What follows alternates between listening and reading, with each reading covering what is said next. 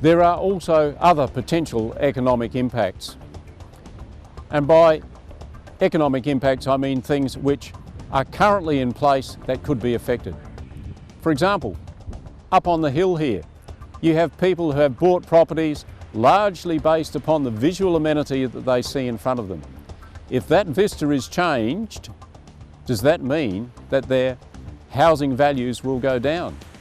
It's something that should be explored. These are some of the hidden impacts that are possible. I would like to read the following passage from the 2012 Climate Change Report Card, which makes very salutary reading. This is the government's own documentation. Critical habitats are defined here as those that are used for key life history events, including breeding, giving birth, nursing young, and migrating between feeding and breeding grounds, as well as important feeding areas. Threats to marine mammals should be ranked and the most significant ones prioritised, focusing on manageable threats at the population level that lead directly to conservation gains. There is a vision for Victor Harbour building upon what you have already. With the humpback whales in a state of recovery of 11% as against the 7% that is expected, we've been seeing more and more humpback whales, and this offers you the opportunity to build on a wonderful whale watching experience to actually be able to provide economic benefit for Victor Harbour.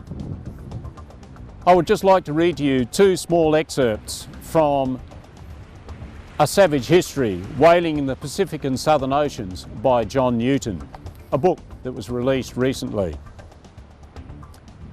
On the 4th of April 1979, Malcolm Fraser announced that the recommendations of the Frost Report be adopted and the Whaling Act of 1960 be repealed and replaced.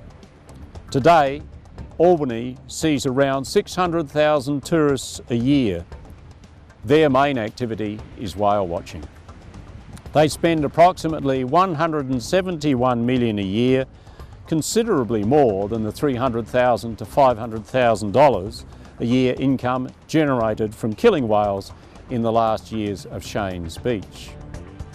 And on a more global scale, it was estimated by cetacean expert and author Eric Hoyt, who in 1998 carried out the largest and most systematic study of whale watching yet undertaken, that whaling trips were available in 87 countries and that there had been 9 million whale watchers. His estimate for 2000 was for 11.3 million people spending $1.475 billion to watch whales, a 5-fold increase in a decade. Current estimates are for a global income from whale watching in excess of $2 billion a year.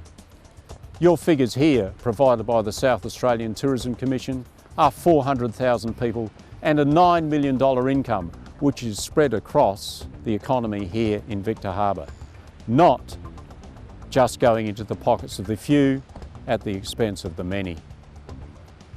I would simply like to finish by explaining you have in your waters greater biodiversity than the whole of the Great Barrier Reef.